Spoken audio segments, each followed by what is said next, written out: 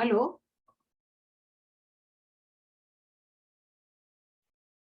Hola, ¿me escuchan? Sí, Hola, profe. profe, sí se escucha. Hola, disculpen el atraso, chiquillos, por favor. Eh, ya hice la solicitud respecto de la prueba, así que yo creo que mañana ya me van a dejar hacer los cambios, ¿ya? Y la plataforma de una ilustración complementaria. ¿Qué es eso? Rodrigo Guzmán.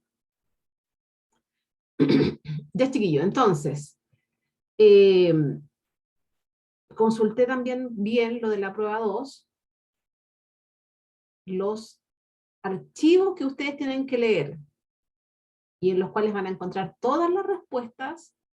Yo les voy a poner mucho tiempo ahora, sí, eso también lo dejé como una de las solicitudes para la prueba 2. Son 3 archivos que están en las lecturas obligatorias, que son fusión de imágenes. Anótenlos. Se los voy a dejar aquí en el chat. Archivos PDF que deben descargar y leer para responder la prueba 2. Están en lecturas obligatorias. Son 1.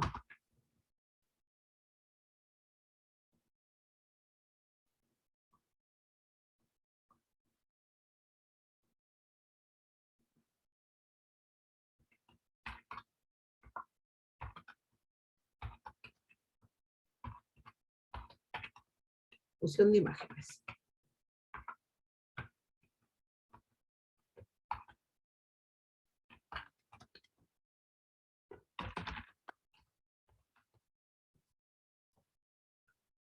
Índices de vegetación.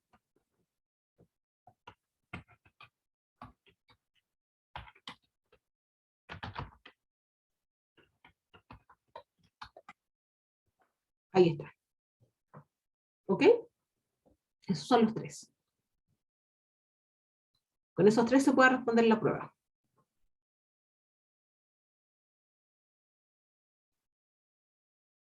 Buenas tardes.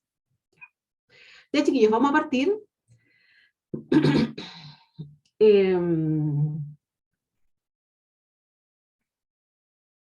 Yo quiero hablar un poquito.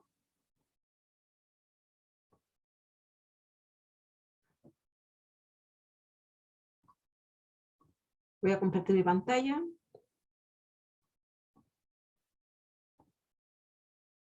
Vamos a trabajar.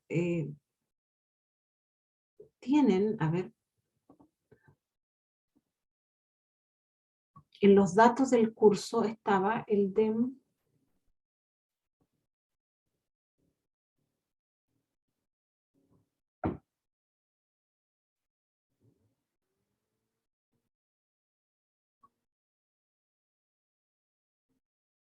¿Qué es lo que hay en usos un DEM? Perfecto. Ya. Y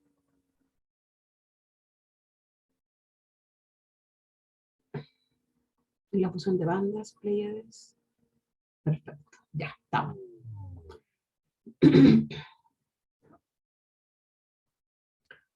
Ya, chiquillos. Entonces, vamos a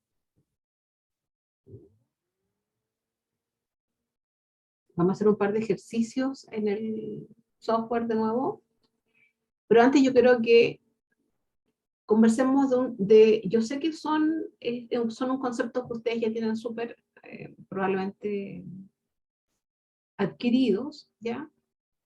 Pero tenemos que dar una vuelta porque van a ver, hay una forma en la que trabajamos con las imágenes que en el fondo que necesitamos tener esta idea. Lo primero es que, cierto, que nosotros sabemos que las imágenes tienen un sistema de referencia asociado. Obviamente que hay algunos casos en los que no está, voy a apagar mejor mi video, en las que no está disponibles, ¿cierto? Y las imágenes necesitan ser georreferenciadas. En el fondo necesitamos asignarle un sistema de coordenadas para posicionarlo en el lugar que le corresponde.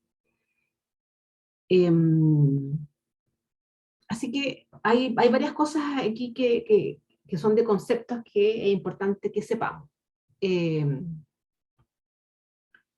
Lo primero saber, ¿cierto?, es que nosotros, en el caso de Chile, en general tenemos lo más común, ¿cierto? Tenemos al menos dos usos que siempre utilizamos cuando hablamos de sistemas de coordenadas UTM, ¿cierto?, que son el uso 18 y el 19.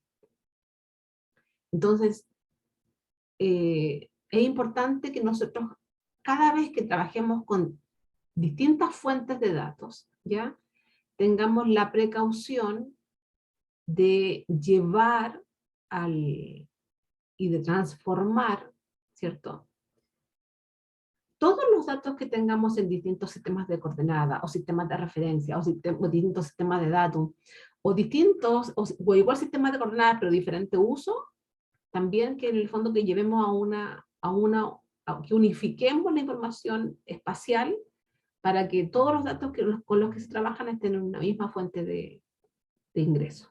¿Ya? Nosotros, en general, este tipo de cuadrícula la podemos encontrar, al menos en el caso del QGIS, ¿cierto?, donde van a aparecer perfectamente identificada cuál es la zona destacada 18 que se trabaje o la 19 que se esté trabajando.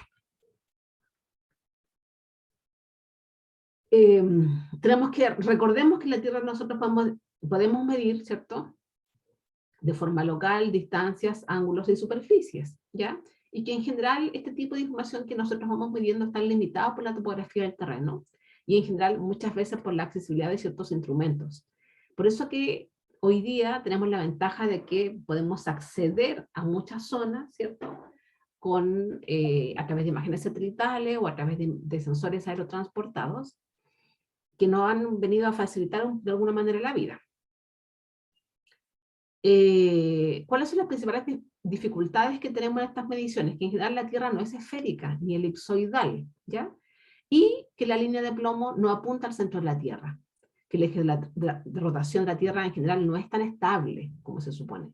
Pero son condicionantes que nosotros sí asumimos para poder asumir un modelo matemático que nos permita acercarnos a esta forma tan especial que tiene nuestro planeta, ¿verdad?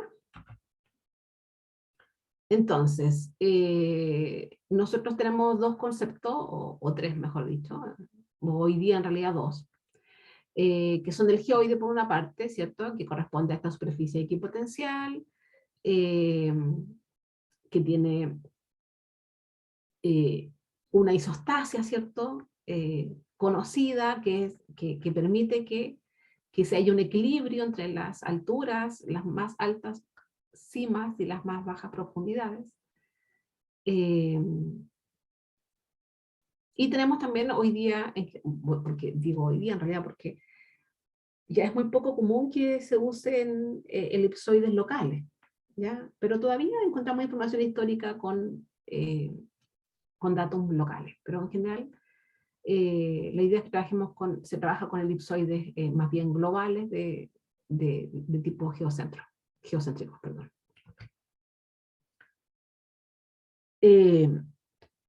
¿Qué tenemos que saber del datum? Bueno, lo primero que en general ¿cuál es el fin del datum? Es encontrar un lugar en la Tierra donde las mediciones se hacen coincidir de la Tierra, la normal al geoide se hace coincidir con la normal al elipsoide. Ese es el fin del datum, ¿cierto?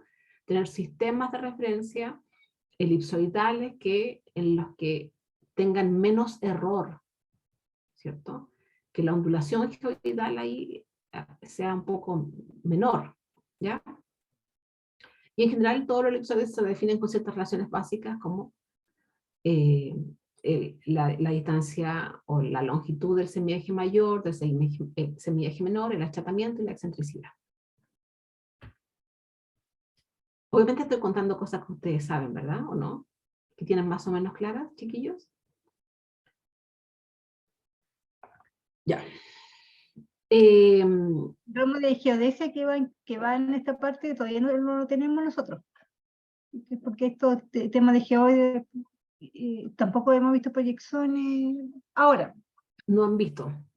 Ya, bueno, pues yo lo voy a tocar así bien someramente, que bueno que después lo van a ver en geodesia. Pero de todas maneras, en el fondo, que son conceptos que igual es bueno que los tengan cuando trabajamos con imágenes, ¿ya? Nosotros, ¿por qué hablamos de proyección? ¿Por qué necesitamos proyecciones? Porque en general la Tierra, como estábamos recién diciendo, no es plana, ¿ya? Entonces se generan distorsiones, ¿ya? Y lógicamente que no es posible encontrar una representación que mantenga todos los atributos de la superficie de la Tierra, ¿ya? En algunos se preservan los ángulos de las cartas de navegación, por ejemplo, y en otras, como áreas del mapa cartográfico terrestre, ¿ya?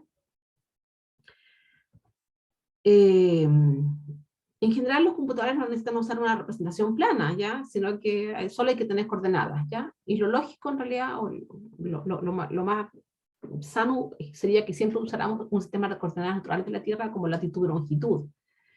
Pero en cartografía, siempre en general se lleva un sistema plano y lo que hacemos es utilizar sistemas de proyección, ¿ya? En general en Chile usamos la proyección UTM, Universal Transversal de Mercator, que es una proyección cilíndrica, tangente a un meridiano central. Solo se usa en la Tierra, existen 60 usos o zonas. En general, los que se usan en Chile son el 12 en Isla de Pascua, 18 Constitución y 19 el centro norte extremo austral, ¿ya? Y ahí tenemos la proyección UTM. ¿Por qué no tengo ninguna fotito? No tengo ninguna fotito aquí de lo que son el PSAT 56 y el PSAT 69. Bueno, el PSAT 56 son dos elipsoides locales. Voy a ver si puedo dibujarlo. No puede ser que no tenga ninguna foto aquí. Ya. Mejor voy a ir a la atrás. Voy a ocupar la anterior.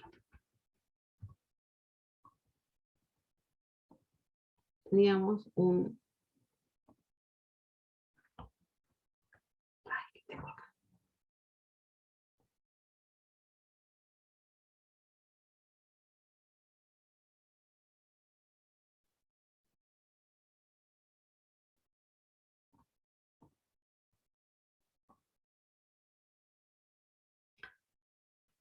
Lo que hace un datum local, ¿cierto? A través de sistemas de gravimetría, sistemas que miden la gravedad, ¿ya? En ciertos puntos en la Tierra, es que se va con un gravímetro y se buscan los puntos donde, voy a tratar de dibujar aquí, la normal, imagínense que con esta forma 3D es menos fácil. Imagínense que este sea mi geoide, ¿ya? Y que aquí tengo mi elipsoide. La normal, es decir, el ángulo de donde mi ángulo, donde yo formo un ángulo que es recto a la superficie del elipsoide y el ángulo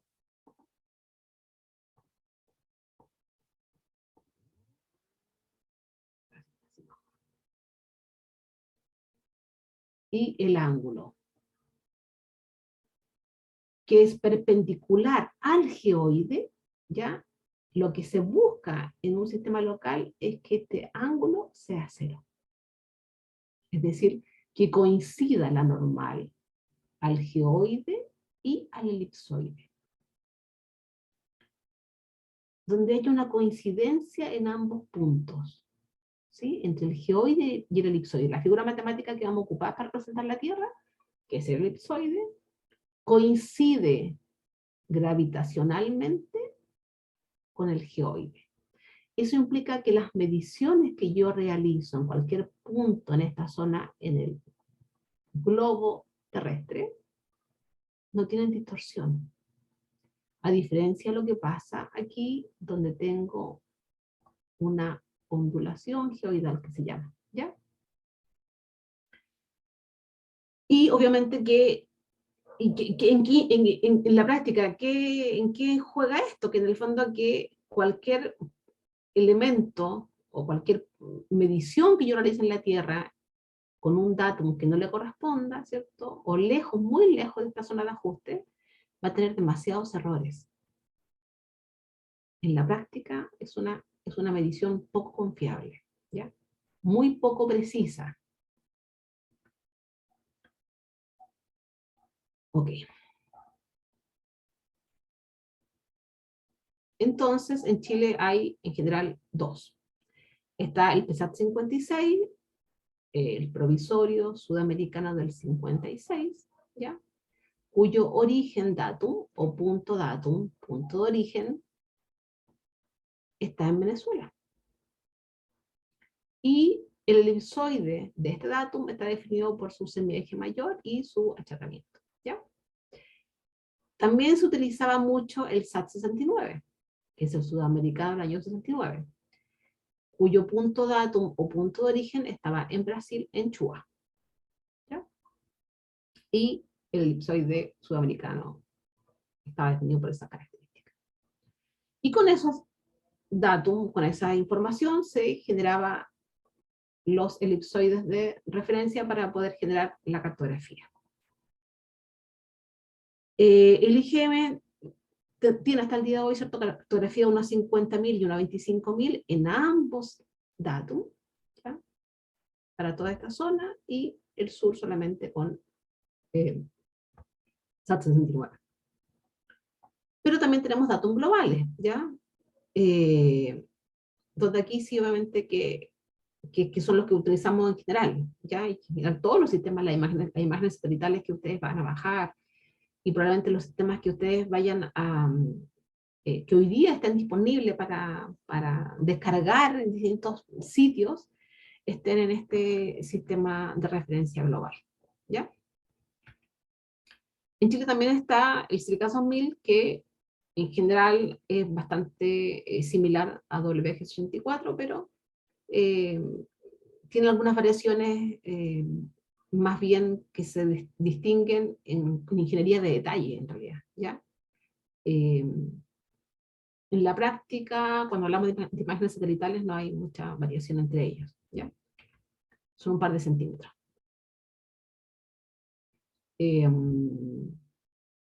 Así que bueno, ya nosotros tenemos imágenes satelitales o datos de terreno, ¿cierto?, que están en WX84, pero podemos encontrarnos con información de referencia o levantamiento topográfico, cartografía que queramos, capas de datos que queramos utilizar en un proyecto y que puedan estar en otros datos. Entonces, ahí entra el concepto que yo quiero que sepamos, que es por qué cuando tenemos distintas fuentes de información de referencia espacial de entrada, es necesario que nosotros rectifiquemos los datos, ¿ya? Y no necesariamente cambiarle un sistema, ¿ya? Esto no es que yo sencillamente le voy a cambiar la proyección, porque en el fondo lo que nosotros hacemos matemáticamente es cambiarlo desde un plano geográfico a otro. ¿Ok? Entonces, no es llegar y decir, bueno, tengo un dato en PESAT 56, así que lo voy a cambiar a WX24, o lo voy a cambiar a CIRGAS. No, no se puede hacer eso, ¿ya? Van a haber algunos datos que ustedes van a recibir y que ustedes puede que no vengan con información y que ustedes tengan que asignársela, ¿ya? Pero si la trae, ustedes tienen que realizar un proceso matemático que permita modificar la información de referencia desde un punto, es decir, desde un plano geográfico a otro. Y hay varias formas de hacer eso, ¿ya? En general, lo más preciso, o lo más confiable, es hacerlo a través de puntos de control de terreno, ¿ya? Y cómo nosotros determinamos cuáles son los puntos, cómo los posicionamos. Lo primero, obviamente, es que sean puntos que estén visibles en la imagen a corregir, y obviamente que sean visibles en la información de referencia, es decir, que los tengamos visibles en ambos lados. Que tengan una distribución homogénea en la imagen. ¿Qué quiere decir eso? Bueno, ahí se los voy a mostrar en una imagen, ¿cierto? Que tengamos un número de puntos en función de la transformación. Como les acabo de explicar, esta es una transformación matemática. Por tanto, necesitamos un número mínimo o determinado de puntos de control, de acuerdo al grado polinomial en el que se realice la transformación. Es súper importante considerar puntos críticos en la topografía, ¿ya? Y obviamente que los puntos que se ubiquen en el suelo, en el fondo. Si en una imagen veo un edificio o, no sé, un deslinde, no lo voy a poner en el borde de la muralla o en el techo del edificio.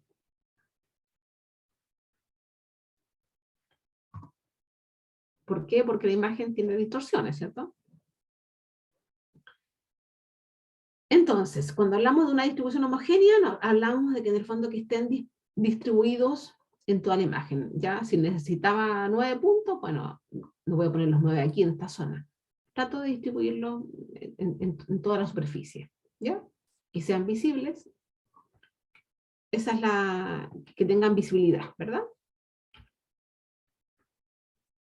Y finalmente vamos a hablar un poco de las transformaciones, ¿ya? Hay varios métodos simples, dependiendo del software que ustedes ocupen. La mayoría de los softwares lo que hacen es rotar, escalar y trasladar, ¿ya? Generalmente ocupan un orden polinomial 1, ¿ya? Son bastante fáciles y rápidas de generar. En general no distorsionan la imagen. Es decir, zonas que tengan una topografía que sea muy compleja probablemente no puedan desplazarla. Si ustedes dibujan una calle o tienen un mapa vectorial, tienen una capa vectorial de calles o de deslindes, probablemente no calcen del todo bien, ya con este tipo de método. Eso es lo que hace en el fondo la transformación cuando hablamos de rotar, escalar y trasladar, ¿ya? En el caso de la posición tiene un desplazamiento, siempre es planimétrico, ¿ya? De posición, escala, rotación. Y finalmente lo que termina es un sistema polinomial bien sencillo, ¿ya? De cero complejidad. Los órdenes polinomiales más altos se adaptan mejor a superficies más complejas y necesitamos al menos obtener 4 puntos de control, obviamente, ¿ya? En general no se aconseja tener un orden superior a 4, ¿ya? Principalmente porque empieza a arruinar los resultados, ¿ya? Está sobreajustado, dice ahí, ¿ya? Los resultados de transformación no lineales en la grilla requieren que los píxeles de salida sean arreglados en un orden diferente que los píxeles de entrada, ¿ya? Y en general puede corregir distorsiones no lineales en la imagen, lo que es bastante bueno porque van a haber algunos casos con imágenes que no tengan imágenes ortorrectificadas, es decir, que sean ortogonales en todos sus puntos de superficie. No sé si es un concepto que ustedes manejan ese. Profe, una consulta. Dígame.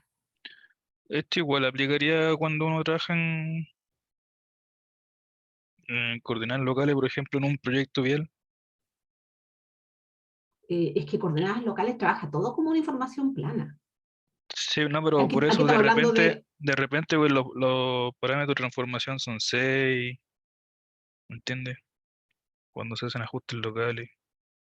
los parámetros de transformación, es que eso tiene que ver con el método de transformación que se está utilizando. Hay varias diferencias en trabajar en ingeniería de detalle y trabajar con un sistema global donde tienes una imagen que cubre un área muy grande. Entonces, en general, bueno, hay algunas cosas que se adaptan, por ejemplo, el tipo de orden polinomial, ¿ya? La cantidad de puntos probablemente aquí sean muchas menos que las que tú necesites en forma local, ¿ya?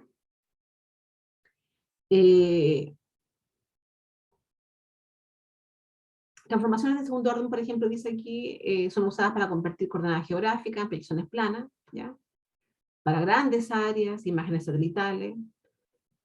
También lo mismo se ocupa para de segundo y tercer orden también, pero en el fondo fotografías áreas con fuertes distorsiones geométricas, ¿ya? Es decir, con áreas que sean muy montañosas, donde topográficamente sean más, tengan más variaciones de altura, se sugiere ir aumentando la transformación geométrica. Y si lo tuviéramos que comparar, ya, si nosotros tuviéramos un cuadro de dispersión de los puntos que se están tomando, ya, y tuviéramos que definir cómo adaptar una curva por estos puntos, si nosotros nos fijamos, ¿cierto? Una curva de primer orden sería así, lineal. De segundo orden, de tercer orden, ¿ya? En el fondo, obviamente que en cada ocasión nosotros vamos a ir generando un menor error, y principalmente porque es capaz de ir distorsionando la imagen, ¿ok? Eso es lo que hace. En el fondo como que la va, imagínense, no la ortorrectifica. Entendemos que para poder ortorrectificar uno necesita tener un modelo digital de elevaciones. Pero imagínense que se asemeja bastante a la ortorrectificación, ¿ya? Cuando hablamos de ortorrectificación, para que traten de imaginárselo, una ortorrectificación es una imagen donde todos los puntos en los que yo me paro en ella son perpendiculares, perdón, a la superficie de la Tierra. Imagínense que ustedes tienen ahí en este minuto, pongan su mano encima de la mesa donde estén, ¿ya? Imagínense que ustedes tienen una hoja de cuaderno y la ponen sobre su mano, ¿ya? O mejor algo que se adapte, una sábana, ¿ya? Una polera, ¿cierto? O tienen una taza y la cubren con una sábana, ¿ya? Algo que que sea distinto a la mesa y que ustedes lo cubran, ¿ya? Cuando ustedes tiran esa sábana sobre la superficie, ¿ya? Eso se adapta, ¿cierto? A las formas que tiene la mesa. No sé si me van siguiendo, ¿sí? Se entiende, profe. ¿Se entiende el concepto? Ya. Entonces, ¿cierto? Si yo tengo una taza en mi escritorio y tiro la mesa, ¿cierto? Probablemente, y me paro en un punto de ellas, ¿ya? En donde yo me pare, va a ser perpendicular, en este caso la taza. Me paro en la mesa y va a ser perpendicular a la mesa, ¿cierto? Porque se adapta perfectamente, ¿ok? Eso es lo que hace la ortorrectificación. Deforma la imagen de manera tal que se adapte a la topografía, y para eso necesitamos un modelo digital de elevación. Si yo tiro una hoja de papel sobre la taza que está en el escritorio, la forma en la que se adapta es menor, ¿sí? Es más o menos, esa es la comparación de tener una rectificación, una transformación, es decir, que algo puedo deformar la imagen, a una ortorrectificación donde definitivamente la deformación es total. Yo tengo, de hecho, una imagen que yo creo que les puede servir para explicar ese fenómeno.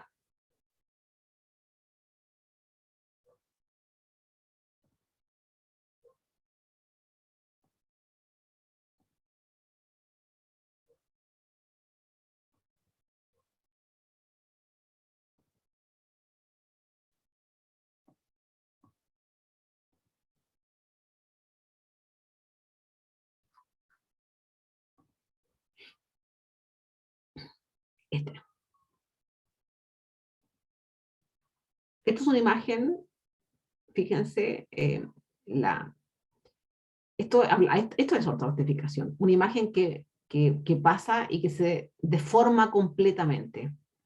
Fíjense que aquí, ven ustedes en la imagen original una calle, se ve súper notoria esa calle ahí, ese camino ahí arriba, ¿lo ven? Bueno, Sí. la imagen una vez deformada, ¿cierto? Fíjense cómo queda, donde pasó de tener una calle así a tener una calle así. Si lo pudiéramos ver en 3D, esta es la imagen. Entonces, claro, si yo tengo una imagen de este estilo, ¿cierto? Y necesito, imagínense que cuando nosotros aplicamos una corrección en un orden polinomial simple, 1, por ejemplo, ¿ya? ¿Qué es lo que hace? Rota, escala y traslada, ¿cierto? Es decir, esto lo va a rotar algo, ¿cierto? Lo escala si es necesario, un poco más grande, un poco más pequeño, ¿verdad? Y lo traslada, es decir, lo toma desde aquí y lo mueve para allá, para arriba, lo traslada, lo desplaza. Entonces, ¿se adapta mejor? Sí. Imagínense que yo aquí voy a poner sobre esta imagen una capa vectorial de camino, por ejemplo, ¿ya? Para hacer este mismo juego. Obviamente que no, cuando uno se acerque a la capa y a la imagen de fondo, ¿cierto? Van a estar un poco desplazadas, o en algunos casos muy desplazadas.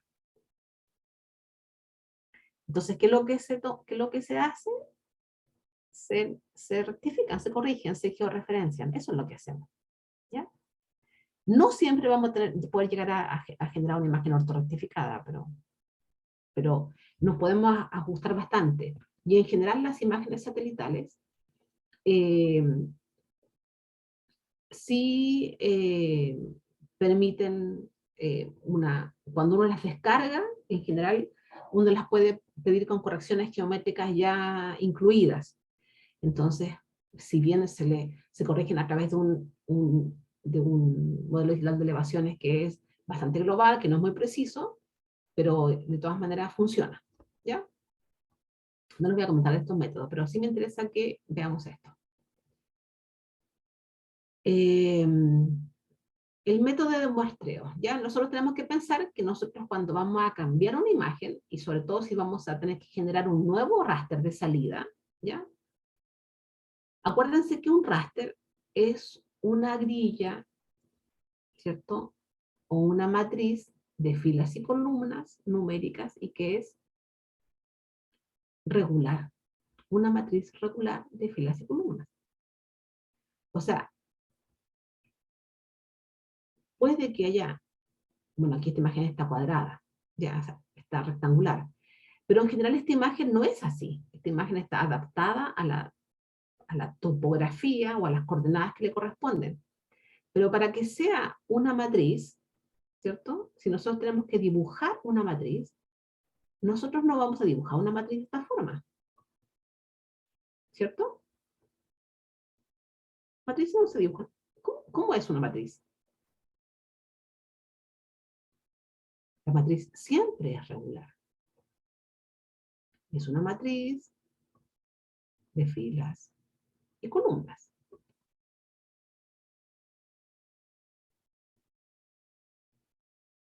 Entonces, de hecho, uno le hace un zoom aquí, ¿ya? Y va a tener un píxel. Lo que pasa es que aquí esta imagen parece que estuviera desplazada, ¿ya? Pero es porque está georreferenciada. Si la imagen que ustedes ven, que ustedes están utilizando, ¿ya? De todas maneras, con nosotros ayer hicimos un corte a una imagen, ¿se acuerdan? Estamos en una cajita. ¿Qué pasa si yo hago este corte? ¿La imagen de salida va a ser así? Sí. Pero no es que visualmente los datos de útiles son estos. Pero la cuadrícula en sí sigue siendo la misma. siendo este su base y su base. Voy a cambiar los colores mejor. Si este fue mi corte,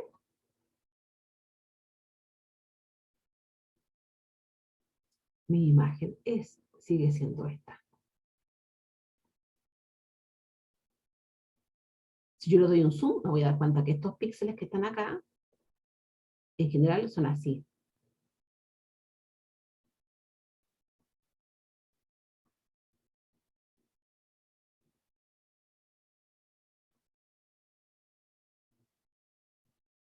¿Me entiende? Bueno, pero ¿qué pasa con estos píxeles? Que no los veo y que también están disponibles. ¿Qué pasa con ellos? Tienen un valor nulo o cero. Y en general los software por defecto a los valores cero los dejan como background, como fondo.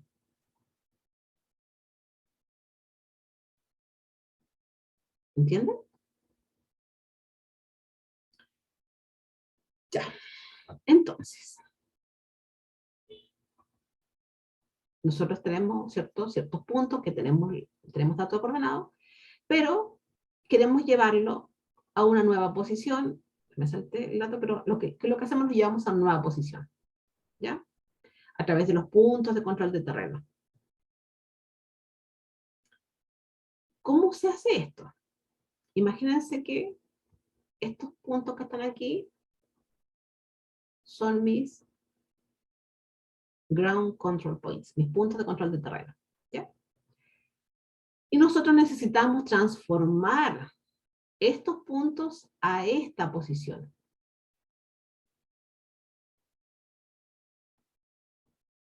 Tenemos que llevarlos de este sistema de coordenadas a este otro, ¿ya? Va a quedar algo como esto, ¿ya? Los valores de los píxeles que son asignados a los píxeles de salida, necesitamos determinar de qué manera o cuáles son los valores de píxeles que van a tener esta nueva imagen, la imagen de salida. ¿Y cómo se realiza eso? A través de un método de remuestreo o de resampling.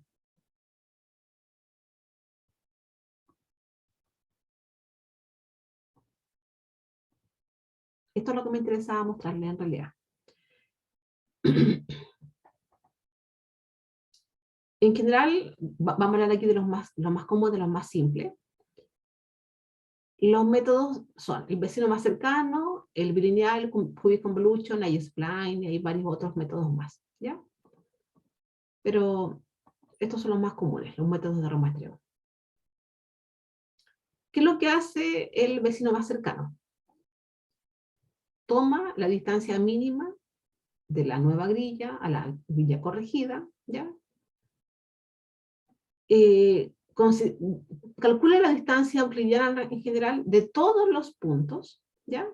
A la nueva grilla y le asigna el valor del píxel más cercano al nuevo punto, ¿ya? Es decir, tengo que asignarle un valor a esta grilla, a esta celda, a este píxel. ¿Cuál va a ser el valor? Bueno, la distancia más cercana es la de este píxel. Por tanto, si este píxel era 20, el píxel de salida de la nueva imagen va a ser, en este caso, 20. Así funciona. ¿Solo porque ese píxel es más cercano que el que está bajito? Porque se toman los centros. Toma el centro del píxel al centro del píxel siguiente. Es una representación más o menos para que entendamos en el fondo cómo funciona, ¿ya? A lo mejor la imagen no es tan clara, pero en el fondo lo importante o el resumen de lo que hace el vecino más cercano es que el píxel final de la grilla de salida es exactamente el mismo que el píxel original. Eso es la clave de lo que hay que saber. ¿Qué es lo que hace el vecino más cercano? No modifica el valor de píxel.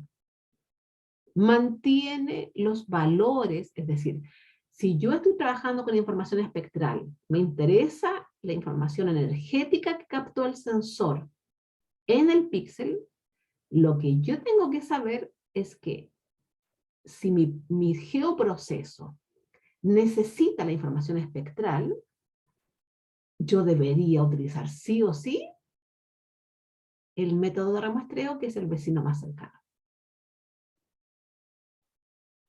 La imagen de salida resultante es fea. Es una imagen bien pixelada, ¿ya? Pero espectralmente es real, ¿ok?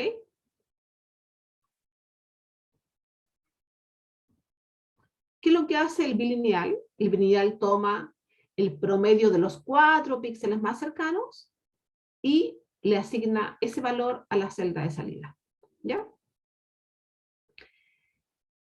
¿Cuál es la desventaja? Que el valor del píxel original se pierde, porque ahora voy teniendo un promedio, voy mezclando los píxeles, ¿cierto? Los voy haciendo, voy tomando el promedio para poder asignar un valor.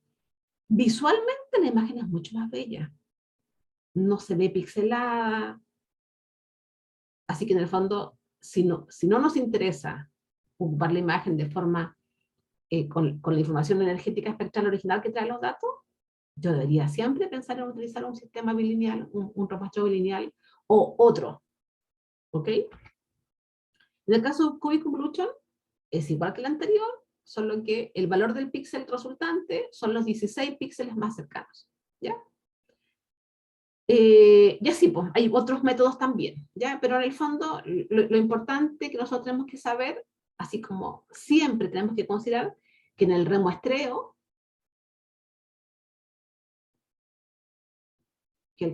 sí o sí,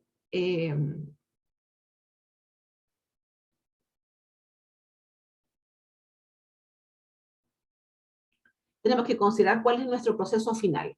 Si mi proceso final tiene que ver con información, con la información energética, quiero hacer un proceso espectral de clasificación, un NDVI, análisis de vegetación, yo debería pensar en conservar el valor del píxel, que no sea modificado, ¿ya?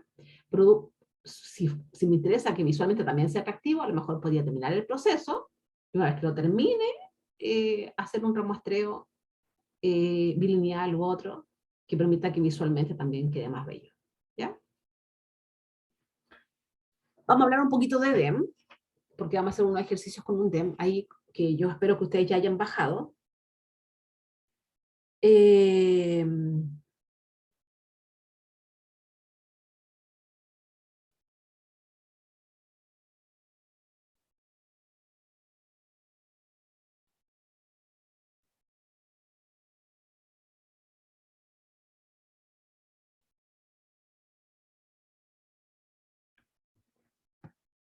Ya.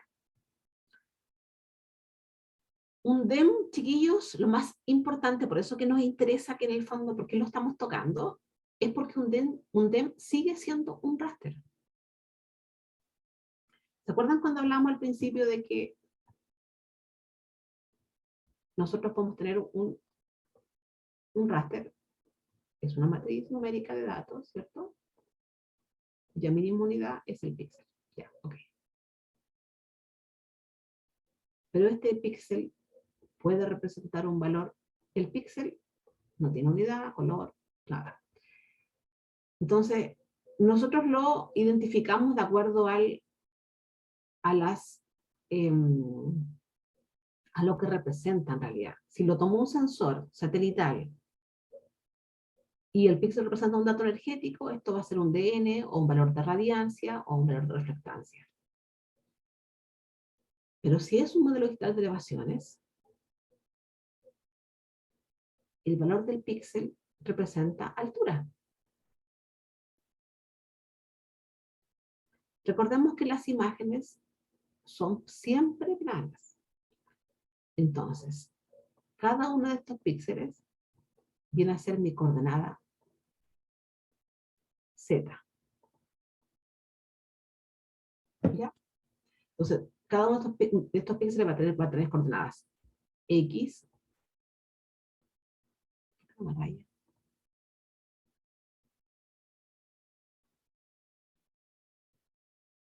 Una raya.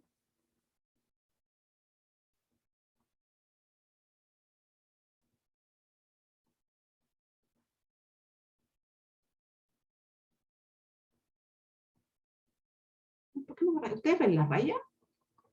No veo ninguna raya. No, profe, no se ve nada.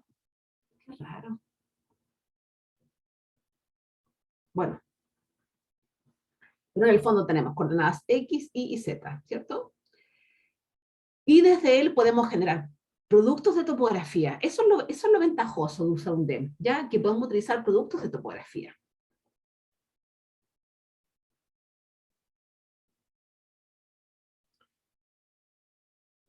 Podemos generar un DEM a partir de información vectorial, con coordenadas que tienen nodos, decir, curvas de nivel y redes de triángulo, y también podemos hacer un DEM a partir de un raster, una grilla regularmente espaciada con valores de elevación en cada píxel.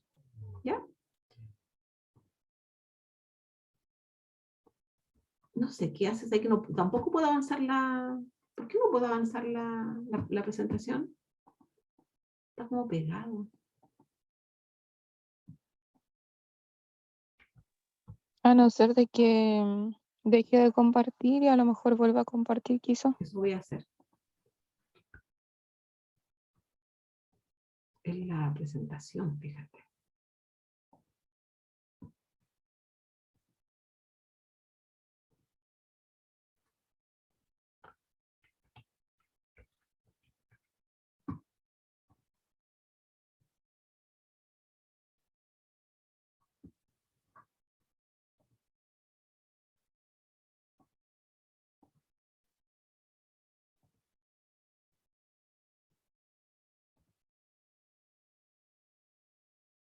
No, no sé qué pasó.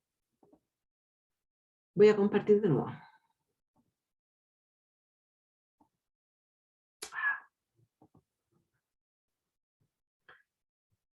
Ya. Entonces,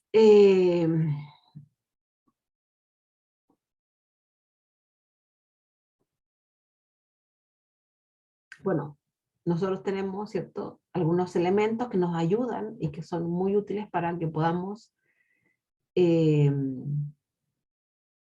generar...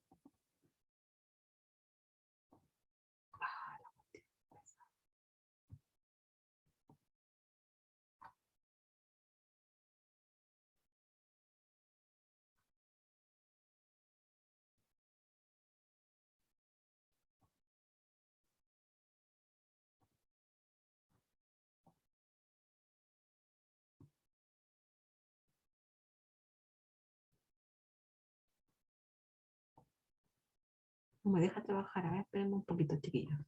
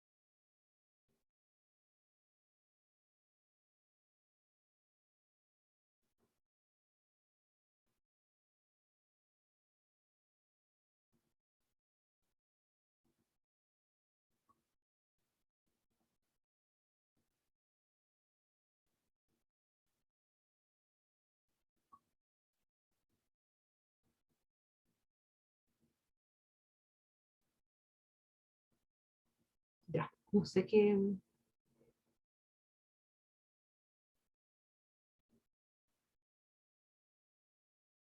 pero encontré una forma de cambiarlo.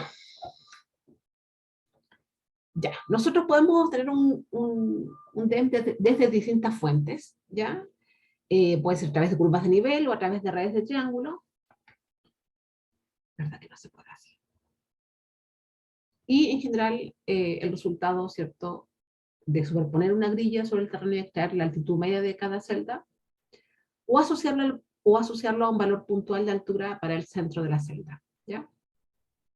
La matriz de altitud suele provenir de la interpolación de modelos previos de curvas de nivel o de una red de triángulos irregulares, ¿ya?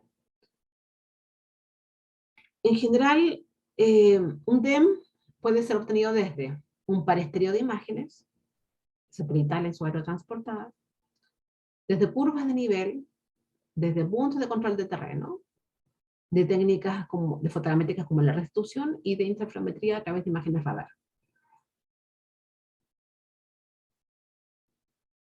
Pueden ser usadas en producción de mapas, en curvas de nivel, en ortofoto, en planificación de rutas, un sinfín de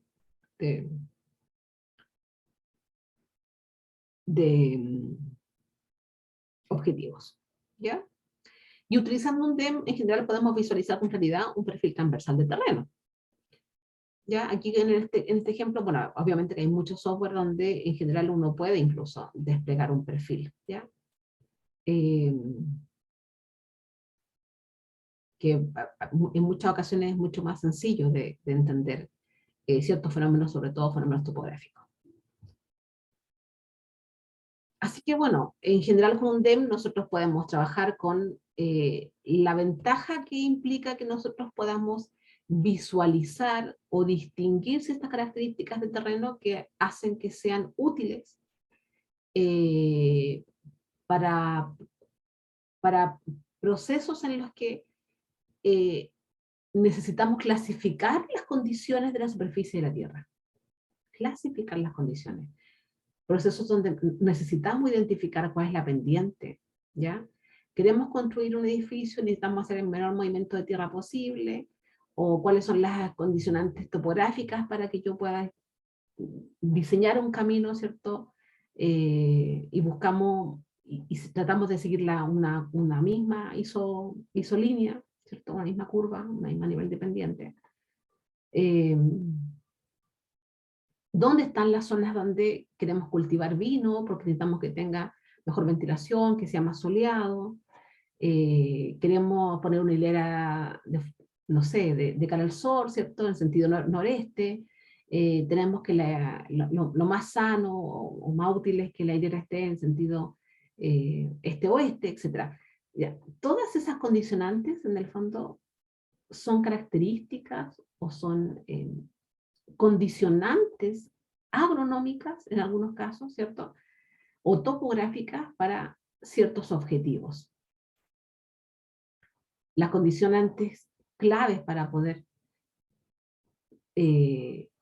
condicionantes de temperatura, condicionantes de topografía, para que un cultivo sea más productivo, para que un camino sea más eficiente en costos, etc. ¿Ya?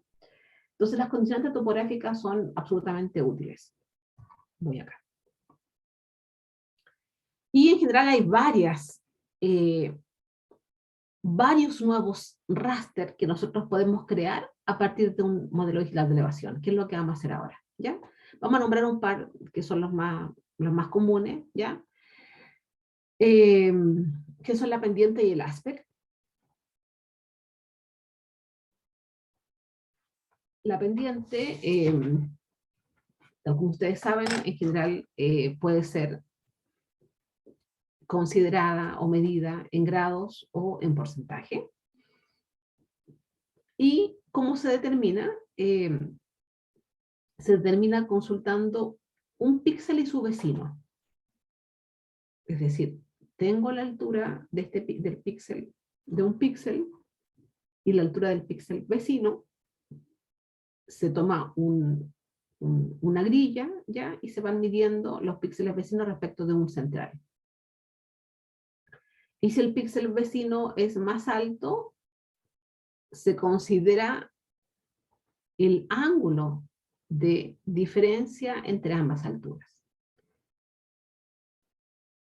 El aspect es la exposición en el fondo que van a tener las laderas respecto del sol. Entonces, en general se considera 0 hacia el norte, ¿ya? Y se mide en sentido horario hasta 360. Se traduce como aspecto, pero en general viene de una mala traducción, porque en realidad es el aspect, en realidad lo que quiere decir es exposición de ladera, ¿ya? Y eso, pues, chiquillos. Y vamos a trabajar ahora directamente con vamos a trabajar directamente con el software, ¿ya? Así que Profe, que me claro el aspecto. el aspect es la Sí. exposición, ya. El aspect es la exposición de ladera, ¿cierto? Es la exposición solar. Entonces, nosotros necesitamos identificar cuáles son, es un paso intermedio, en realidad, para poder identificar un mapa de insolación. ¿Por qué motivo? Nosotros tenemos, ¿cierto? Imagínate un cerrito, ¿ya? Aquí. ¿Cómo identificas, dependiendo del área del sol, ¿cierto?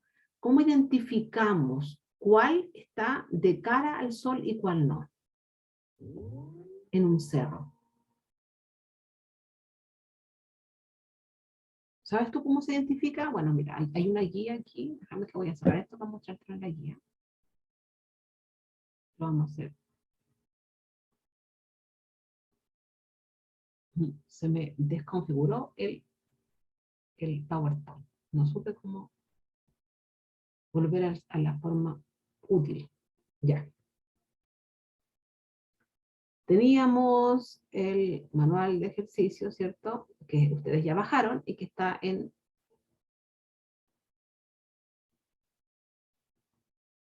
Uy, no sé qué le pasa a este computador.